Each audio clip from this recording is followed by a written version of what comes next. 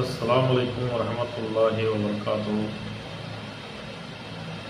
மனிதர்கள் தீன்படி உலகத்தில் வாழ்வதற்கு தான் அல்லாஹ் தீனை உருவாக்கியிருக்கின்றான்.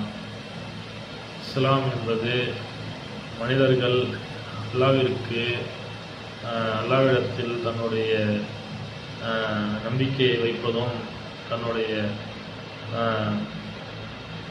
முழு நம்பிக்கையையும் அல்லாஹ்வுடைய கட்டளையின் மீது வைத்து அல்லாஹ் கூறுகின்ற அனைத்து கட்டளைகளையும் நிறைவேற்ற வேண்டும். அதுதான் ஒரு முஸ்லிமான மனிதர்களுக்கான ஒரு விஷயமாக இருக்கின்றது. ஈமானில் 5 பரல்கள் இருக்கின்றது. கலிமா மொழிவது, லா இலாஹா இல்லல்லாஹ் முஹம்மது ரசூலுல்லாஹ். தொழுகையை நிலைநாட்டுவது, ஐவேளை தொழுகையை இமாம் ஜமாத்துடன் தொழுவது. ஜக்காத் கொடுப்பது, ஏழைகளுக்கு தானம் தர்மமாகிய அந்த ஜக்காத்தை கொடுப்பது. வருடத்திற்கு 2.5% என்கின்ற சதவீதத்தை நாம் ஜக்காத்தாக கொடுக்க வேண்டும். ரம்ஜான் நோன்பை நோற்பது, 30 நாட்களாகிய ரம்ஜான் மாதத்தில் இருக்கின்ற அனைத்து 30 நோன்புகளையும் நோக்க வேண்டும். கடைசியாக ஹஜ் பயணம் செல்ல வேண்டும். வாழ்க்கையில் ஒரு முறையாவது ஹஜ் பயணத்தை சென்று வர வேண்டும்.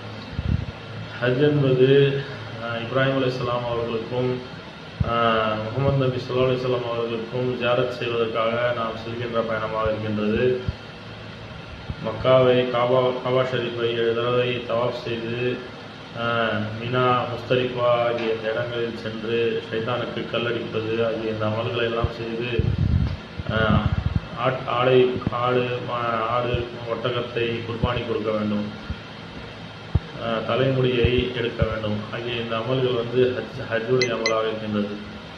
வாழ்க்கையில் ஒரு முறையாவது நாம் செய்தால் நம்முடைய பாவங்களை எல்லாம் மன்னிக்கின்றான். நம்முடைய கடந்த காலத்தில் செய்கின்ற பாவங்கள் எல்லாம் எல்லாம் மன்னிக்கின்றான்.